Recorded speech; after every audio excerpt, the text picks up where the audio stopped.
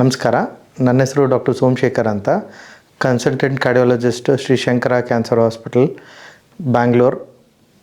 ಇವತ್ತು ನಾನು ಆಯ್ಕೆ ಮಾಡಿಕೊಂಡಿರೋ ಟಾಪಿಕ್ ಏನಂತ ಹೇಳಿದ್ರೆ, ಹೃದಯ ಸಂಬಂಧಿ ಕಾಯಿಲೆ ಕ್ಯಾನ್ಸರ್ ಪೇಷಂಟ್ಗಳಲ್ಲಿ. ಮೂಲತಃ ಎಲ್ಲ ಕ್ಯಾನ್ಸರ್ ಪೇಷಂಟ್ಗಳಲ್ಲೂ ಹೃದಯ ಸಂಬಂಧಿ ಕಾಯಿಲೆ, ಹಾರ್ಟಿನ ಪ್ರಾಬ್ಲಮ್ ಬರೋದಿಲ್ಲ. ಬಟ್ ಆದರೆ ಹೆಚ್ಚಾಗಿ ಹಾರ್ಟಿಗೆ ಸಂಬಂಧಪಟ್ಟಂಥ ಕಾಯಿಲೆಗಳು ಕಾಣಿಸ್ಕೊಳ್ಳೋದು ಕ್ಯಾನ್ಸರಲ್ಲಿ ಕೀಮೋ ಪೇಷಂಟ್ಗಳಲ್ಲಿ. ಕೀಮೋ ಪೇಷಂಟ್ಸು ಏನಕ್ಕೆ ಅಂತಂದರೆ, ಕೀಮೋ ಒಂದು ಮೆಡಿಸಿನ್, ತುಂಬ ಇಂಪಾರ್ಟೆಂಟ್ ಆಗಿರ್ತಕ್ಕಂಥ ಔಷಧಿ ಕ್ಯಾನ್ಸರ್ಗೆ. ಅದು ಕೊಡಬೇಕಾದ್ರೆ ಅದರದ್ದೇ ಆದಂಥ ಕೆಲವೊಂದಷ್ಟು ಸೈಡ್ ಎಫೆಕ್ಟ್ಸ್ಗಳಿದೆ. ಅದೇ ರೀತಿ ಇದು ಕೆಲವು ಪೇಷಂಟ್ಗಳಲ್ಲಿ ಕೆಟ್ಟ ಪರಿಣಾಮ ಹೃದಯ ಸಂಬಂಧ ಕಾಯಿಲೆಗೆ ಕೊಡ್ತದೆ. ಸೊ ಇದನ್ನು ಹೇಗೆ ನಾವು ಡಯಾಗ್ನೋಸ್ ಮಾಡ್ತೀವಿ, ಯಾವ ಹಂತದಲ್ಲಿ ಇದನ್ನು ಡಯಾಗ್ನೋಸ್ ಮಾಡಬೇಕಾಗತ್ತೆ, ಆಮೇಲೆ ಯಾರಿಗೆ ಸಾಧಾರಣವಾಗಿ ಇದು ಕಾಯಿಲೆ ಬರೋವಂಥ ಸಾಧ್ಯತೆ ಇರುತ್ತೆ ಅನ್ನೋದನ್ನೆಲ್ಲ ಈ ಡಿಸ್ಕಷನಲ್ಲಿ ಸ್ವಲ್ಪ ಸಂಕ್ಷಿಪ್ತವಾಗಿ ವಿವರವಾಗಿ ಹೇಳ್ತಾ ಹೋಗ್ತೇವೆ. ಈ ಕ್ಯಾನ್ಸರ್ ಪೇಷಂಟ್ಗಳಲ್ಲಿ ಸಾಧಾರಣವಾಗಿ ಹೃದಯಕ್ಕೆ ಸಂಬಂಧಪಟ್ಟಂತೆ ಕಾಯಿಲೆ ಹೆಚ್ಚಾಗಿ ಬರುವಂಥದ್ದು ಅಂತಂದರೆ ಹಾರ್ಟ್ ಫೇಲ್ಯೂರ್ ಅಂದರೆ ಹಾರ್ಟು ಒಬ್ಬ ಮನುಷ್ಯನಲ್ಲಿ ಇಂತಿಷ್ಟೇ ಪ್ರಮಾಣದಲ್ಲಿ ಕೆಲಸ ಮಾಡಬೇಕು ಅಂತಿರತ್ತೆ. ಅದೇನಾಗುತ್ತೆ, ಅದು ಕ್ಷೀಣಿಸ್ತಾ ಹೋಗುತ್ತೆ. ಎಸ್ಪೆಷಲಿ ಕೀಮೋ ಪೇಷಂಟ್ಗಳಲ್ಲಿ ಕೆಲವು ಕೀಮೋಥೆರಪಿ ಮೆಡಿಸಿನ್ಸ್ ಏನಾಗುತ್ತೆ, ಕೆಟ್ಟ ಪರಿಣಾಮ ಬೀರುತ್ತೆ ಹಾರ್ಟ್ ಮೇಲೆ. ಅವಾಗೇನಾಗುತ್ತೆ, ಹಾರ್ಟು ತನ್ನ ಕಾರ್ಯಕ್ಷಮತೆ ಅಂದರೆ ಕೆಲಸ ಮಾಡ್ತಕ್ಕಂಥ ಶಕ್ತಿನ ಕುಗ್ಗಿಸುತ್ತೆ, ಕಡಿಮೆ ಮಾಡುತ್ತೆ. ಆವಾಗ ಏನಾಗುತ್ತೆ, ಈ ಕ್ಯಾನ್ಸರ್ ಕಾಯಿಲೆ ಇರತಕ್ಕಂಥ ಪೇಷಂಟ್ಗಳಲ್ಲಿ ಉಸಿರಾಟದ ತೊಂದರೆ, ಸ್ವಲ್ಪ ದೂರ ನಡೆದ ತಕ್ಷಣವೇ ದೊಡ್ಡ ಉಸಿರು ತೊಗೋಬೇಕು, ಇಲ್ಲ ಎದೆ ಭಾರ ಅನಿಸ್ತಕ್ಕಂಥದ್ದು, ಕೆಮ್ಮು ಬರ್ತಕ್ಕಂಥದ್ದು, ಕಾಲುಗಳು ಊತ ಬರ್ತಕ್ಕಂಥದ್ದು, ಈ ಥರ ಸಿಂಪ್ಟಮ್ಸ್ಗಳಲ್ಲಿ ಸಾಧಾರಣವಾಗಿ ಕ್ಯಾನ್ಸರ್ ಪೇಷಂಟ್ಗಳು ಬರೋದು. ಮೋಸ್ಟ್ ಆಫ್ ದಿ ಟೈಮ್ ಏನು ಮಾಡ್ತಾರೆ ಅಂತಂದರೆ, ಇವರು ಕೆಮ್ಮು ಬಂದಿದ್ದ ತಕ್ಷಣ, ಉಸಿರಾಟದ ತೊಂದರೆ ಆದ ತಕ್ಷಣ ಏನೋ ನೆಗಡಿ ಆಗ್ತಿದೆ, ಇಲ್ಲ ಯಾವುದೋ ಅಲರ್ಜಿ ಆಗಿದೆ ಅಂತ ಫಸ್ಟ್ ಅದಕ್ಕೆ ಮೆಡಿಸಿನ್ ತೊಗೊಳ್ಳೋಕೆ ಹೋಗ್ತಾರೆ. ಸೊ ಅದರಿಂದ ಒಂದು 2-3 ದಿನ ಡಿಲೇ ಆಗ್ಬೋದು, ಇಲ್ಲ ಕೆಲವರಲ್ಲಿ 1 ವಾರದ ತನಕ ಡಿಲೇ ಆಗ್ಬೋದು. ಬಟ್ ಆದಷ್ಟು ಬೇಗ ಕೀಮೋ ಇರೋದ್ರಿಂದ ಆದಷ್ಟು ಬೇಗ ಒಂದು ಸತಿ ಕಾರ್ಡಿಯಾಲಜಿಸ್ಟ್ನ ಇಲ್ಲ ಹಾರ್ಟಿಗೆ ಸಂಬಂಧ ಡಾಕ್ಟ್ರನ್ನ ಭೇಟಿ ಮಾಡಿದರೆ ಇದನ್ನು ಅತಿ ಬೇಗ ಡಯಾಗ್ನೋಸ್ ಮಾಡಿ, ಅಂದರೆ ರೋಟೀನಾಗಿ ಎಕೋ ಕಾರ್ಡಿಯೋಗ್ರಾಮ್ ಅಂತ 2D ಎಕೋ ಕಾರ್ಡಿಯೋಗ್ರಾಮ್ ಅಂತ ಮಾಡ್ತಾಯಿರ್ತೀವಿ, ECG ಮಾಡ್ತೀವಿ. ಇದರಲ್ಲಿ ಸಾಧಾರಣವಾಗಿ ಪತ್ತೆ ಹಚ್ತೀವಿ ಸಿಂಪ್ಟಮ್ಸ್ ಬರಲಿಕ್ಕಿಂತ ಮುಂಚೆ. ಬಟ್ ಕೆಲವು ಪೇಷಂಟ್ಗಳಲ್ಲಿ ಕೀಮೋ ಕೊಡ್ತಿದ್ದಾಗಲೇ ಈ ಸಿಂಪ್ಟಮ್ಸ್ ಬರ್ಬೋದು, ಹಾರ್ಟ್ ಮೇಲೆ ಪರಿಣಾಮ ಬೀರಲೇಬೇಕು ಅಂತೇನಿಲ್ಲ. ಸಾಧಾರಣವಾಗಿ ಕೀಮೋ ನಡೀತಾ ಇದ್ದಾಗಲೇ ಆಗತ್ತೆ. ಕೆಲವು ಪೇಷಂಟ್ಗಳಲ್ಲಿ ಕೀಮೋ ಮುಗಿದು 2 ವರ್ಷ, 3 ವರ್ಷ, ಇಲ್ಲ 8 ವರ್ಷ, ಎಷ್ಟೋ ಪೇಷಂಟ್ಗಳು ಕೀಮೋ ಎಲ್ಲ ಆಗಿ ಚೆನ್ನಾಗಿರ್ತಾರೆ. ಸೊ ಇದ್ದಕ್ಕಿದ್ದಾಗೆ ಅವ್ರಿಗೆ ಉಸಿರಾಟದ ತೊಂದರೆ ಕಾಣಿಸ್ಕೊಳ್ಳುತ್ತೆ, ಕೆಮ್ಮು ಕಾಣಿಸ್ಕೊಳ್ಳುತ್ತೆ. ರಾತ್ರಿ ಮಲಗಿದ್ದಾಗ ಇದ್ದಕ್ಕಿದ್ದಂಗೆ ಉಸಿರಾಟದ ತೊಂದರೆ ಆಗಿ ಕೆಮ್ಮು ಬಂದು ಎದ್ದು ಕೂತ್ಕೋಬೇಕು ಅಂತ ಅನ್ಸುತ್ತೆ.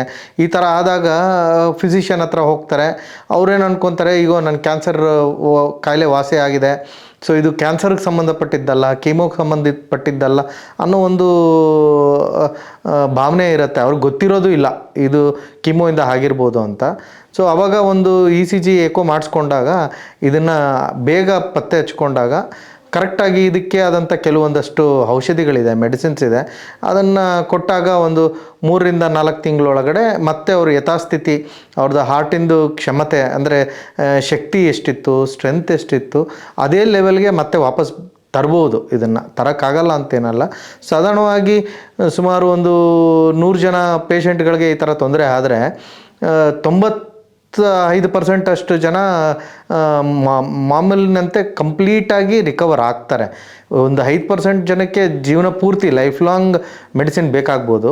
ಅದರಲ್ಲಿ ಕೆಲವ್ರಿಗೆ ಮೊದಲೇ ಹಾರ್ಟಿಗೆ ಸಂಬಂಧಪಟ್ಟಂಥ ಕಾಯಿಲೆ, ಅಂದರೆ ಹಾರ್ಟ್ ಅಟ್ಯಾಕ್ ಆಗಿ ಹಾರ್ಟ್ ವೀಕ್ ಆಗಿರೋದಾಗಲಿ, ಇಲ್ಲ ಬೇರೇನೋ ಕಾರಣದಿಂದ ಹಾರ್ಟ್ ವೀಕ್ ಆಗಿರೋದಾಗಲಿ, ಆ ಥರನೂ ಇದ್ರ ಜೊತೆಗೆ ಸೇರಿದಾಗ ಅಂಥವ್ರಿಗೆ ಲೈಫ್ ಲಾಂಗ್ ಪೂರ್ತಿ ಮೆಡಿಸಿನ್ ಕಂಪಲ್ಸರಿ ಬೇಕಾಗತ್ತೆ. ಅದನ್ನು ನಿಲ್ಸಕ್ಕೆ ಬರೋದಿಲ್ಲ. ಆಮೇಲೆ ಇದರಲ್ಲಿ ಇನ್ನೊಂದು ಇಂಪಾರ್ಟೆಂಟ್ ಏನಪ್ಪ ಅಂತ ಹೇಳಿದರೆ ನೀರಿನಂಶ. ಹಾರ್ಟ್ ವೀಕ್ ಇರೋದ್ರಿಂದ ನೀರಿನಂಶ ಕಡಿಮೆ ತೊಗೋಬೇಕಾಗತ್ತೆ. ಒಂದು ದಿನಕ್ಕೆ ಅವ್ರದ್ದು ಹಾರ್ಟಿಂದು ಕ್ಷಮತೆ ಎಷ್ಟಿದೆ ಅದ್ರ ಮೇಲೆ. ನಾರ್ಮಲಾಗಿ ನಾವು 55% ಮೇಲೆ ನಾರ್ಮಲ್ ಅಂತ ತೊಗೋತೀವಿ. 55ರಿಂದ 85% ತನಕ ಹಾರ್ಟಿನ ಕ್ಷಮತೆ ನಾರ್ಮಲ್ ಅಂತ ತೊಗೋತೀವಿ. 55ಕ್ಕಿಂತ ಕಡಿಮೆ ಆದರೆ ನಾವು ಅದನ್ನು ಹಾರ್ಟ್ ಫೇಲ್ಯೂರ್ ಅಂತ ತೊಗೋತೀವಿ, ಇಲ್ಲ ಪ್ರಿಸರ್ವ್ಡ್ ಎಜೆಕ್ಷನ್ ಫ್ರಾಕ್ಷನ್, ಇಲ್ಲ ಪ್ರಿಸರ್ವ್ಡ್ ಹಾರ್ಟ್ ಕಂಡೀಷನ್ ಅಂತ ಹೇಳ್ತೀವಿ.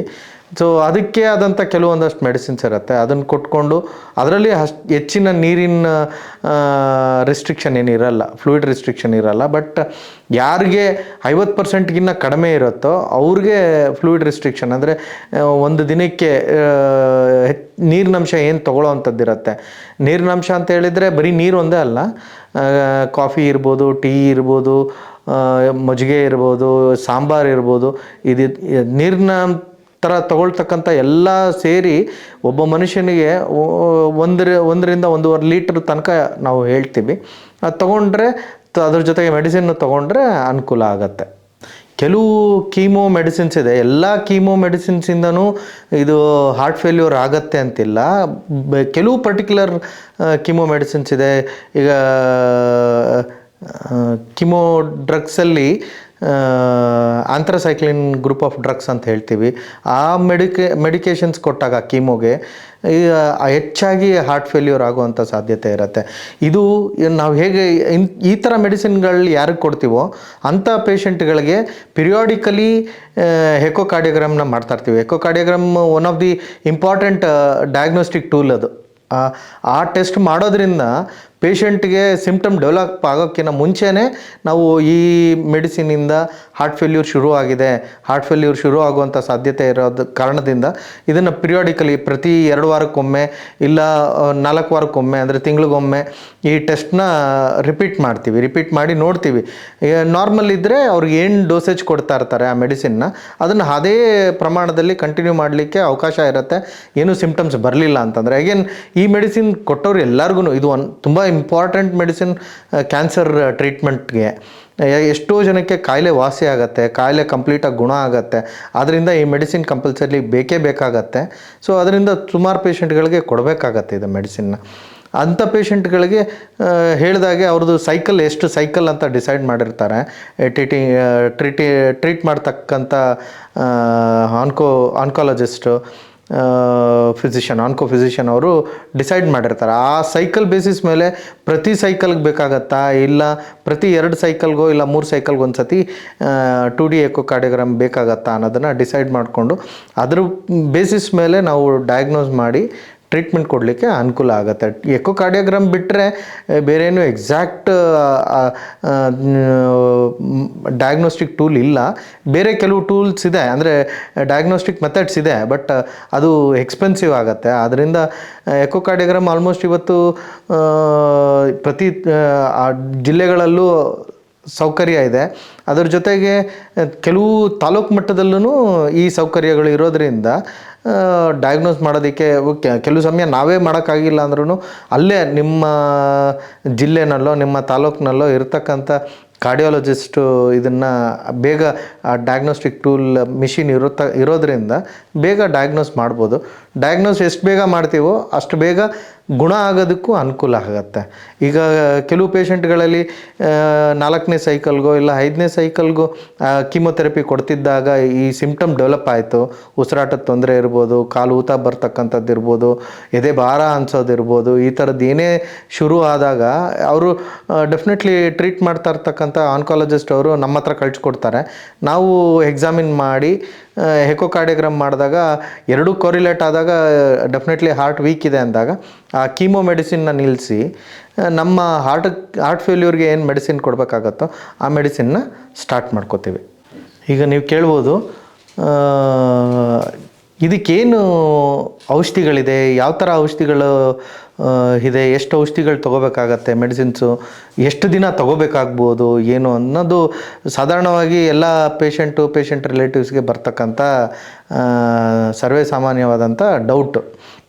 ಇದರಲ್ಲಿ ಒಂದು 5ರಿಂದ 6 ವಿಧವಾದಂಥ ಔಷಧಿಗಳನ್ನ ಕೊಡ್ತೀವಿ. ಅದರಲ್ಲಿ ಮೊದಲನೇದಾಗಿ ಡೈಯೂರಿಟಿಕ್ಸ್ ಅಂತ ಹೇಳ್ತೀವಿ. ಆ ಡೈಯೂರಿಟಿಕ್ಸ್ ಅಂತಂದರೆ ಇದು ಹಾರ್ಟ್ ವೀಕ್ ಇರೋದ್ರಿಂದ ಏನಾಗುತ್ತೆ, ದೇಹದಲ್ಲಿ ಹಾರ್ಟ್ ಪಂಪ್ ಮಾಡ್ತಕ್ಕಂಥ ಶಕ್ತಿ ಕಡಿಮೆ ಆಗಿರೋದ್ರಿಂದ ದೇಹದ ಎಲ್ಲ ಭಾಗಕ್ಕೂ ರಕ್ತ ಕ್ಲೀನಾಗಿ ಚಲನೆ ಆಗೋದಿಲ್ಲ, ರಕ್ತ ಚಲನೆ ಕಡಿಮೆ ಆಗುತ್ತೆ. ಆಮೇಲೆ ನಂತರ ವಾಪಸ್ಸು ಕೆಳಗಡೆ ಈಗ ಕಾಲು ಊತ ಬರುತ್ತೆ ಅಂತ ಹೇಳಿದೆ ನಾನು. ಆ ಕಾಲು ಊತ ಬಂದಿದ್ದು ಏನಕ್ಕೆ ಬರುತ್ತೆ ಅಂತಂದರೆ ಹಾರ್ಟಿನ ಕ್ಷಮತೆ ಕಡಿಮೆ ಆಗಿರೋದ್ರಿಂದ ಊತ ಬರುತ್ತೆ. ಆ ಕ್ಷಮತೆನ ಇನ್ಕ್ರೀಸ್ ಮಾಡೋದಕ್ಕೆ, ಆಮೇಲೆ ಹಾರ್ಟ್ ಮೇಲೆ ಒತ್ತಡ ಕಡಿಮೆ ಮಾಡೋದಕ್ಕೋಸ್ಕರ ಈ ಡೈಯೂರಿಟಿಕ್ ಅನ್ನೋ ಮೆಡಿಸಿನ್ ಕೊಡ್ತೀವಿ. ಅದರಿಂದ ಏನಾಗುತ್ತೆ, ಸ್ವಲ್ಪ ಹೆಚ್ಚಿನ ಕ್ವಾಂಟಿಟಿ ಯೂರಿನ್ ಪಾಸ್ಔಟ್ ಆಗುತ್ತೆ. ಯೂರಿನ್ ಪಾಸ್ಔಟ್ ಆಗೋದ್ರಿಂದ ಹಾರ್ಟ್ ಮೇಲೆ ಸ್ವಲ್ಪ ಒತ್ತಡ ಕಡಿಮೆ ಬೀಳುತ್ತೆ. ಹಾಗೆ ಬೀಟಾ ಬ್ಲಾಕರ್ಸ್ ಅಂತ ಹೇಳ್ತೀವಿ. ಮತ್ತು ಇದು ಏನು ಈಗ ಹೊಸದಾಗಿ ಬಂದಿರತಕ್ಕಂಥದ್ದು SGLT2 ಇನಿಬಿಟರ್ಸ್ ಅಂತ ಇದೆ medicines, which is one of the important, ತುಂಬ ಒಳ್ಳೆ ಮಾತ್ರೆ. ಹೇಳಬೇಕು ಅಂತಂದರೆ ಇದು ಒಂದು ವರದಾನ, ಮಾನವ ಕುಲಕ್ಕೇ ಇದು ಒಂದು ಒಳ್ಳೆ ಔಷಧಿ. ಇದು ಒಂದು 3ರಿಂದ 4 ವಿಧದಲ್ಲಿ ಕೆಲಸ ಮಾಡುತ್ತೆ. SGLT2 ಇನಿಬಿಟರ್ ಅನ್ನತಕ್ಕಂಥದ್ದು ಅದು ಕಿಡ್ನಿ ಮೇಲೆ ಒಳ್ಳೆ ಪರಿಣಾಮ ಬೀರುತ್ತೆ, ಹಾರ್ಟ್ ಮೇಲೆ ಒಳ್ಳೆ ಪರಿಣಾಮ ಬೀರುತ್ತೆ. ನಂತರ ಶುಗರ್ ಕಂಟ್ರೋಲ್ ಮಾಡುತ್ತೆ, ಶುಗರ್ ಕೂಡ ತುಂಬ ಚೆನ್ನಾಗಿ ಕಂಟ್ರೋಲ್ ಮಾಡುತ್ತೆ. ಆದ್ದರಿಂದ ಈ ಔಷಧಿನ ಕೊಡೋದ್ರಿಂದ ಎಷ್ಟೋ ಪೇಷಂಟ್ಗಳಿಗೆ, ಕೆಲವು ಪೇಷಂಟ್ಗಳಿಗೆ 6 ತಿಂಗಳು 8 ತಿಂಗಳು ಕೊಡಬೇಕಾಗಿರ್ತಕ್ಕಂಥದ್ದು ಅವರು 2ರಿಂದ 3 ತಿಂಗಳಷ್ಟೊತ್ತಿಗೆ ಚೇತರಿಸ್ಕೊಂಡು ನಿಧಾನವಾಗಿ ಅವ್ರಿಗೆ ಮೆಡಿಸಿನ್ ಕಡಿಮೆ ಮಾಡಲಿಕ್ಕೆ ನಾವು ಅವಕಾಶ ಆಗುತ್ತೆ ಈ ಔಷಧಿ ಇರೋದ್ರಿಂದ. ಅದೇ ರೀತಿ ಇನ್ನೊಂದು ಸೆಕ್ಯುಬಿಟ್ರಾಲ್ ವಿತ್ ವಲ್ಸಾಟಾನ್ ಅಂತ, ಆರ್ನಿ ಅಂತ ಕರಿತೀವಿ. ಅದು ಕೂಡ ಒಂದು ವರದಾನದ ಮಾತ್ರೆ ಅಂತಲೇ ಹೇಳ್ಬೋದು, ಎಸ್ಪೆಷಲಿ ಹಾರ್ಟ್ ಫೇಲ್ಯೂರ್ ಪೇಷಂಟ್ಗಳಲ್ಲಿ. ಅದು ಕೂಡ ಹಾರ್ಟು ಬೇಗ ಅದರದ್ದು ಶಕ್ತಿ ಇಂಪ್ರೂವ್ ಮಾಡ್ಕೊಳ್ಳಿಕ್ಕೆ, ಚೈತನ್ಯ ಇಂಪ್ರೂವ್ ಮಾಡ್ಕೊಳ್ಳಿಕ್ಕೆ ಡೆಫಿನೆಟ್ಲಿ ಅನುಕೂಲ ಮಾಡಿಕೊಡುತ್ತೆ. ಸೊ ಈ ಮಾತ್ರೆಗಳನ್ನ ಕನಿಷ್ಠ ಪಕ್ಷ ಕಡಿಮೆ, ಅತಿ ಬೇಗ ನಿಲ್ಲಿಸ್ಬೇಕು ಅಂತಂದ್ರೂ ಕನಿಷ್ಠ ಪಕ್ಷ 2ರಿಂದ 3 ತಿಂಗಳಂತೂ ಕಂಪಲ್ಸರಿ ಬೇಕೇ ಬೇಕಾಗತ್ತೆ. ಆಮೇಲೆ ಯಾವುದೇ ಕಾರಣಕ್ಕೂ ಅಯ್ಯೋ ನನಗೆ ಊತ ಕಡಿಮೆ ಆಗಿದೆ, ಈ ಮಾತ್ರೆಗಳೆಲ್ಲ ಕೊಟ್ಟಾಗ, ಔಷಧಿ ಮಾತ್ರೆಗಳು ಕೊಟ್ಟಾಗ ಊತ 2ರಿಂದ 3 ದಿನ, ಕೆಲವರಿಗೆ 1 ವಾರದಲ್ಲೇ ಊತ ಎಲ್ಲ ಕಂಪ್ಲೀಟಾಗಿ ಕಡಿಮೆ ಆಗೋಗುತ್ತೆ. ಆಮೇಲೆ ಅವ್ರಿಗೆ ಇರ್ತಕ್ಕಂಥ ಸಿಂಪ್ಟಮ್ಸ್ ಆಗಲೇ ನಾನು ಹೇಳಿದಾಗೆ ಉಸಿರಾಟದ ತೊಂದರೆ ಇರ್ಬೋದು, ಎದೆ ಭಾರ ಅಂತ ಅನಿಸ್ಬೋದು, ಕೆಮ್ಮಿರ್ಬೋದು, ಮಲ್ಕೊಂಡು ಸ್ವಲ್ಪ ಹೊತ್ತಾದ್ಮೇಲೆ ಕೆಮ್ಮು ಬರೋದಾಗಲಿ, ಇಲ್ಲ ಮಲಗಿದ ತಕ್ಷಣ ಕೆಮ್ಮು ಬರೋದಾಗಲಿ, ಮಲಗಕ್ಕೆ ಆಗದೇ ಇರೋವಂಥ ಪರಿಸ್ಥಿತಿಲಿ ಇರ್ತಕ್ಕಂಥ ಪೇಷಂಟ್ಗಳಿಗೆ ಈ ಮಾತ್ರೆಗಳು ಕೊಟ್ಟು 1 ದಿನ 2 ದಿನ ಇಲ್ಲ 3 ದಿನದಲ್ಲೇ ಅವ್ರಿಗೆ ಅನುಕೂಲ ಅನಿಸುತ್ತೆ. ಕೆಲವ್ರು ಏನು ಮಾಡಿಬಿಡ್ತಾರೆ, ಅಯ್ಯೋ ನನಗೆ ಕಡಿಮೆ ಆಗೋಯ್ತಲ್ಲ, ಯಾಕೆ ತೊಗೋಬೇಕು, ಇಷ್ಟೊಂದು ಮಾತ್ರೆ ಯಾಕೆ ನುಂಗಬೇಕು, ಇಷ್ಟೊಂದು ಔಷಧಿ ಯಾಕೆ ತೊಗೋಬೇಕು ಅನ್ನೋ ಕಾರಣಕ್ಕೆ ನಿಲ್ಲಿಸ್ಬಿಡ್ತಾರೆ. ಸೊ ಆ ಥರ ಮಾಡಿದಂಥ ಪೇಷಂಟ್ಗಳಲ್ಲಿ ಏನಾಗುತ್ತೆ ಅಂದರೆ ಹೆಚ್ಚಿನ ಸಮಯ ಬಹುಶಃ ಲೈಫ್ ಲಾಂಗ್, ಜೀವನ ಪರ್ಯಂತ ಈ ಮೆಡಿಸಿನ್ಸ್ಗಳನ್ನ ಕಂಟಿನ್ಯೂ ಮಾಡೋ ಅಂಥ ಪರಿಸ್ಥಿತಿ ಬರಬಹುದು.